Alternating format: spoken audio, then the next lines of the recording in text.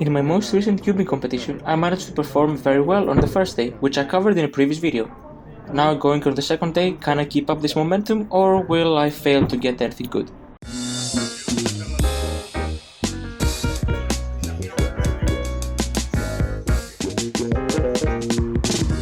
The first event of the day was 5x5 round 1. So since I don't practice 5x5 at all, when I got an average that is pretty close, not that close, but it's not far either from my personal record, I was happy. And in the end, getting this 15th place and getting through to the finals is not that bad for me.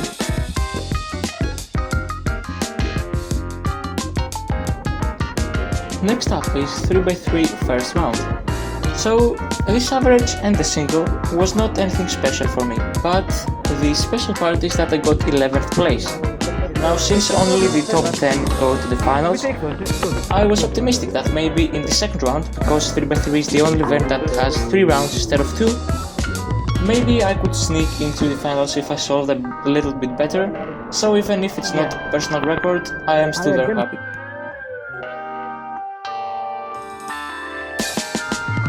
The next event is Megaminx first round. So like 5x5 I don't do Megaminx, so I wasn't surprised when my average was not that good. It was almost 10 seconds slower than my personal record, but it didn't really matter since I got 12th place and I am through to the finals. It could have been better, it's not a personal record, but I don't care about this.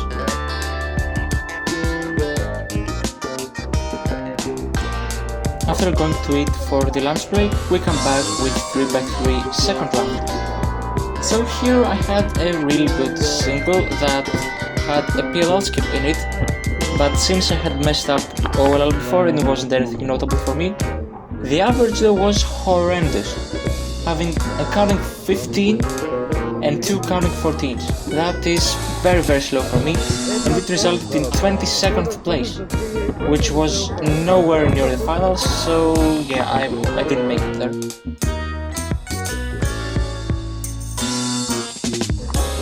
Clock is next, and since Clock is one of the main events, I was expecting to get something good here, but sadly the first solve was horrendous, giving me a DNF right off the bat. Now at this point, since I already DNF'd the solve, I had to be really careful to not get eliminated from the finals. So the second and third solve were nothing special for me, just a regular 6 and a regular 5, and it was going well, it seemed like.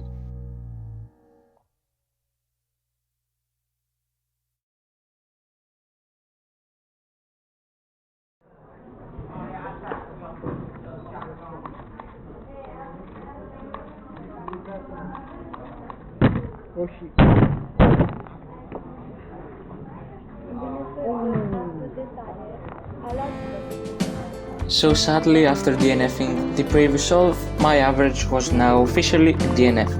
Yeah, the final solve was nothing notable. So at this point, I thought I wasn't going to qualify. And I didn't. I was the first person that did not qualify for the finals. But the thing is, 2 of my friends that also DNF'd their average managed to go through, and I was the first person to miss out on the finals, which made me a bit sad, and I was a bit on edge. Maybe one of the competitors had to leave the competition and I would take his spot, but yeah, that didn't happen, and I ended up not qualifying sadly.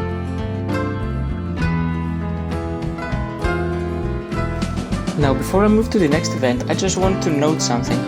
That my sister did extremely well on these clock rounds. On the first one she got 4th place, and on the finals she got 8th, which I believe for a 7-year-old is very good. So I just wanted to note that, and let's go to the next event. Now since I had failed clock, instead I put my focus on trying to break at least one personal record, since from the beginning of the competition I have break none, and for the first time ever my personal record streak is at risk. Sadly, on 5x5 finals I was not able to break any PRs, and my average was pretty bad, even for me that I don't even practice this. But I still have one event, let's see if I can do it.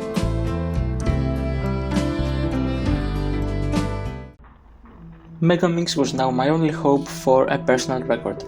The first solve was very good for me actually, but it was only 2 seconds slower than my personal record, which is a bit unfortunate. I could have beaten the single red there and the drama would have ended, but it was a bit too slow for that.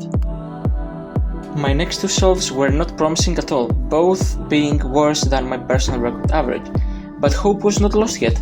If I could solve well on the last two, then I could still salvage my PR streak. My penultimate solve was actually really good. A 141 means that I still have a chance to break my personal record average, but it could all come down to this next solve.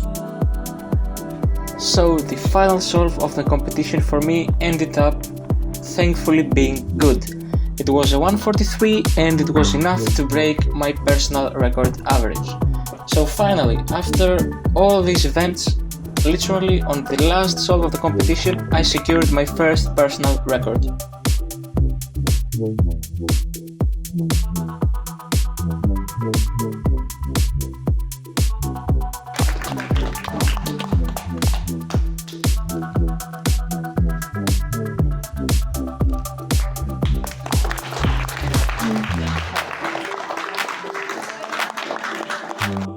And just like that, another cubic competition comes to a close.